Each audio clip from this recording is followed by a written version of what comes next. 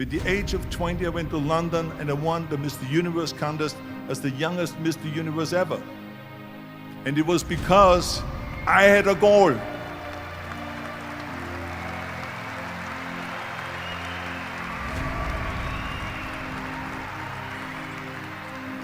And this is no different than anything else, what I'm talking about. This is not just about bodybuilding. It was the same in acting. I remember when I was doing Conan the Barbarian. I was crawling on the rocks with a sword in my arm, crawling on all four. And of course, being that it's Conan, I didn't have clothes on or anything like that, right? So it was kind of, my knees were bare, my elbows were bare and everything else. I'm crawling on the rocks. So after 10 takes, my elbows were bleeding and my knees were bleeding. And the director came to me and he said, Arnold, I'm so sorry that you have to go through this, but we need one more take. A close-up of you crawling with the sword towards the camera. Can you handle one more take? And I said to him, I don't know what you're talking about. He says, I'm totally fine. He says, but you're bleeding. I said, because I don't feel it, because I can visualize what the scene will look like in a film. And I'm so excited about this scene.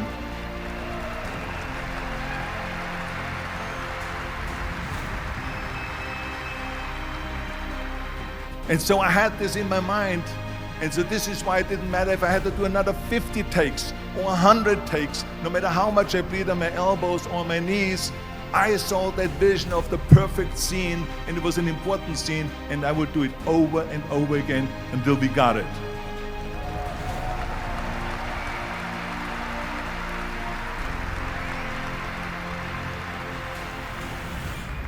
And the same thing is also in politics.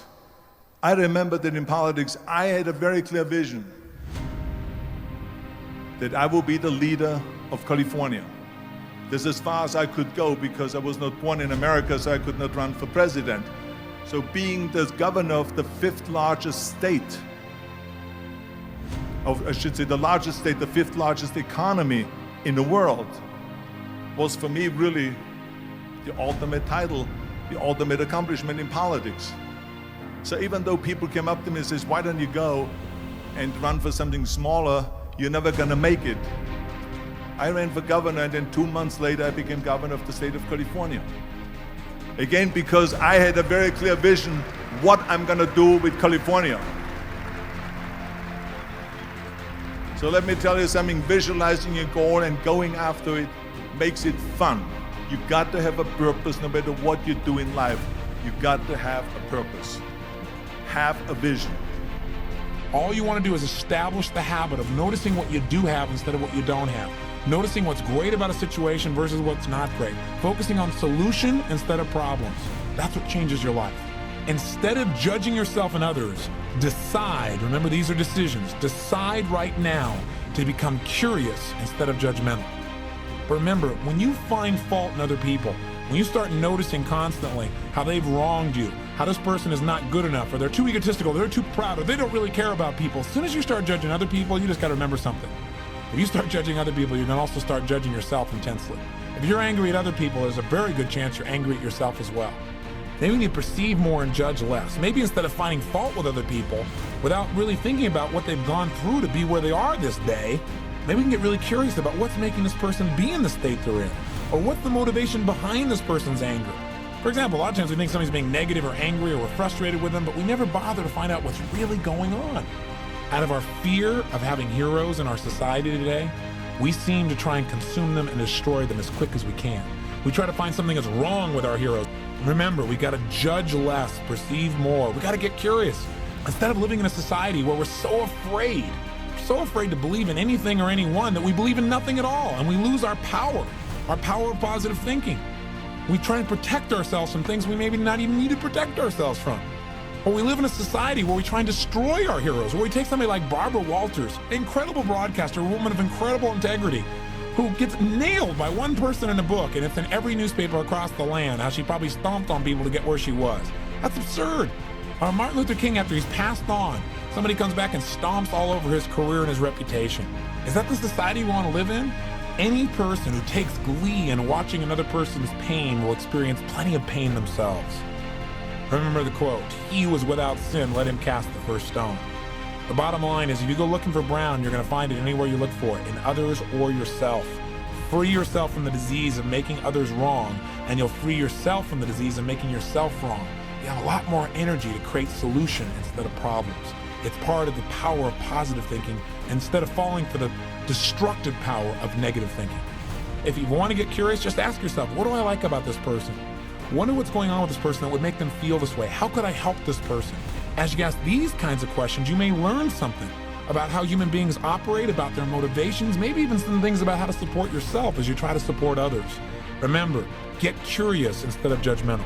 Decide right now to find something to appreciate from any seemingly negative person or situation, and develop the habit of giving compliments. See, if you really want to have some more positive feelings in your life, you got to keep focusing on what's right. You got to get curious. And most importantly, you got to find something to appreciate even in the tough times. Because in reality, as we've talked about so often before, the toughest times in your life sometimes provide you with the real resources to change your life. So what we've got to do is find something to appreciate. Not someday when things work out. We got to appreciate where we are right now. I found that nothing in life is worthwhile unless you take risks. Nothing. Nelson Mandela said, "There is no passion to be found playing small and settling for a life that's less than the one you're capable of living." Now, I'm sure in your experiences in school and applying to college and picking your major and deciding what you want to do with life, I'm sure people have told you to make sure you have something to fall back on.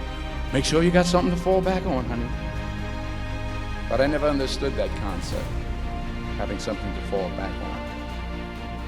If I'm going to fall, I don't want to fall back on anything except my faith.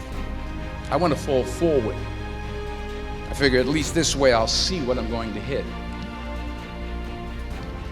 Fall forward. This is what I mean. Reggie Jackson struck out 2,600 times in his career, the most in the history of baseball. But you don't hear about the strikeouts. People remember the home runs.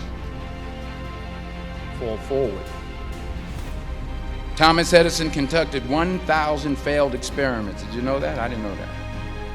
Because the 1,001st was the light bulb. Fall forward. Every failed experiment is one step closer to success. You've got to take risks. You will fail at some point in your life. Accept it. You will lose. You will embarrass yourself. You will suck at something. There's no doubt about it. And I know that's probably not a traditional message for a graduation ceremony, but hey, I'm telling you, embrace it, because it's inevitable. And I should know. In the acting business, you fail all the time. Early on in my career, I auditioned for a part in a Broadway musical. Perfect role for me, I thought, except for the fact that I can't sing. I didn't get the job. But here's the thing. I didn't quit. I didn't fall back. I walked out of there to prepare for the next audition, and the next audition, and the next audition. I prayed. I prayed, and I prayed. But I continued to fail, and fail, and fail. But it didn't matter, because you know what? There's an old saying, you hang around the barbershop long enough, sooner or later you're going to get a haircut. So you will catch a break, and I did catch a break. Last year, I did a play called Fences on Broadway. So someone talked about it. Won the Tony Award.